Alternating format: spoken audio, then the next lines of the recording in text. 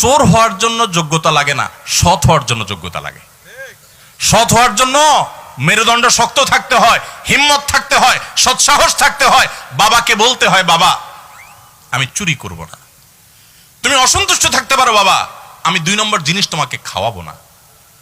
আমাকে অন্যদের উদাহরণ দিবা না, আমাকে সৎ মানুষের উদাহরণ দাও। যুবকরা বলা যাবে না বাবাকে ইনশাআল্লাহ?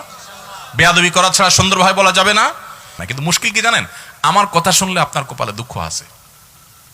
দুঃখ কি বলবো? দুঃখ হলো বিয়ে করার জন্য বউ পাবেন না।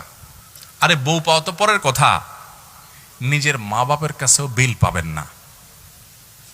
মা বাপও দেখবেন খুশি না, বলবে যে কি একটা ছেলে আমার, কি যে চাকরি করে। বলেন তো, পড়ালেন বলেন তো?